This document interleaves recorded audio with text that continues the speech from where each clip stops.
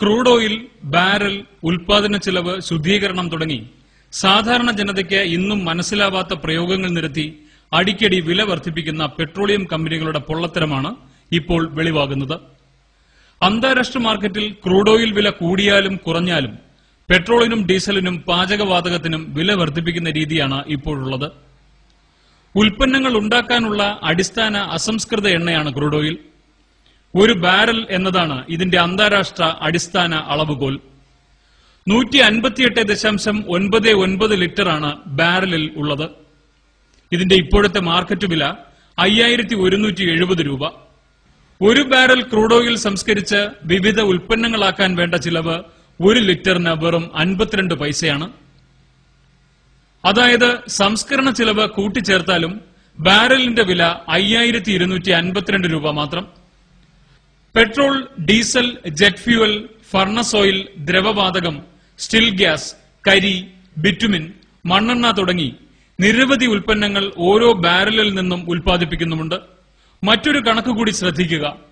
ഒരു barrel crude oil 158.99 ലിറ്ററാണെങ്കിലും ഉൽപ്പന്നങ്ങളായി കഴിയുമ്പോൾ അത് 167 ലിറ്ററായി വർദ്ധിക്കും. അതായത് 8.32 ലിറ്റർ കൂടും. സംസ്കരണ നേട്ടമെന്നാണ് ഇതിനെ പറയുന്നത്. ഇനി ഉൽപ്പന്നങ്ങളിൽ നിന്നുള്ള വരുമാനം കൂടി ശ്രദ്ധിക്കുക. പുതുക്കിയ പെട്രോൾ വില അനുസരിച്ച് ഒരു ബാരലിൽ നിന്നും ലഭിക്കുന്ന 73.81 ലിറ്റർ പെട്രോളിന് 5502 രൂപ ലഭിക്കും. ഓരോ ബാരലിൽ നിന്നും ലഭിക്കുന്ന ഡീസൽ 34.82 ലിറ്ററാണ്. നിലവിലെ വില അനുസരിച്ച് 1532 രൂപ ലഭിക്കും. വിമാന ഇന്ധനത്തിന് 15.5 ലിറ്ററിന് 905 രൂപ വരുമാനം ലഭിക്കും. ഇത്രയും ആകുമ്പോൾ തന്നെ ആകെ വരുമാനം 7939 രൂപ കവിയും. ഉൽപ്പന്നങ്ങൾ ഇനിയും ബാക്കിയാണ്.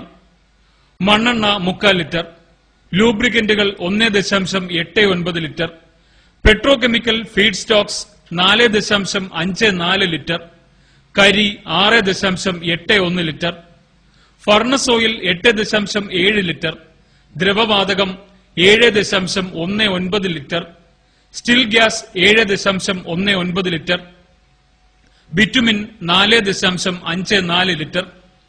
ഇതിന്റെ ഒക്കെ വില കൂട്ടിച്ചേർത്താൽ ആകെ വരുമാനം 15000 രൂപ കടക്കും. സംസ്കരണ ചിലവടക്കം ആകെ 5232 രൂപയ്ക്ക് ലഭിക്കുന്ന ഒരു ബാരൽ ക്രൂഡ് ഓയിലാണ് 15000 രൂപയായി മാറുന്നത്. 2 ഇരട്ടി ലാഭം. എന്നിട്ടും ജനങ്ങളെ പറഞ്ഞു വഞ്ചിക്കുന്നത് നഷ്ടക്കണക്കുകൾ പറഞ്ഞ്. കഴിഞ്ഞ സാമ്പത്തിക വർഷം ഇന്ത്യൻ ഓയിൽ കോർപ്പറേഷൻ 10,091 കോടിയും ഭാരത് പെട്രോളിയം 1700 കോടിയും ലാഭമുണ്ടാക്കിയെന്ന് ഈ കമ്പനികളുടെ സാമ്പത്തിക രേഖകളും ഓഹരി വിപണി മൂല്യവും കണക്കിലെടുത്താൽ വ്യക്തമാവുകയും ചെയ്യും. 5252 രൂപയുടെ സ്ഥാനത്ത് 15000 രൂപ കൊയ്തിട്ടും നഷ്ടമെന്ന് കമ്പനികൾ പറയുന്നുവെങ്കിൽ അതിനർത്ഥം കൂടി തിരയാം. ഒരു വാഹനമുണ്ടായെന്ന തെറ്റ് ചെയ്ത ജനത്തിന്റെ പോക്കറ്റിലെ പണം പമ്പുടമകൾ, ഏജൻസികൾ തുടങ്ങി സർക്കാരുകളെന്ന വമ്പൻ സ്രാവുകൾ വരെ വിഴുങ്ങുകയാണ്. ഒരു വാഹന ഉടമ റോഡ് നികുതി അല്ലാതെ തന്നെ ഒടുക്കുന്നുണ്ട്. ഒരു വാഹനം സ്വന്തമാക്കുമ്പോഴുള്ള വിൽപ്പന നികുതി, എഡ്യൂക്കേഷൻ സെസ്, സർക്കാരിന്റെ ലൈസൻസ് ഫീ തുടങ്ങി എണ്ണിയാൽ ഒടുങ്ങാത്ത തുക നൽകിയ ശേഷമാണ് എണ്ണ കമ്പനികളുടെ ഈ ഇടുത്തി കൂടി വരുന്നത്. ഭരിക്കാൻ നമ്മൾ തിരഞ്ഞെടുത്തവർ നമുക്ക് തരുന്ന ശിക്ഷയാണിത്. ഏറ്റുവാങ്ങാം പരാതികളില്ലാതെ.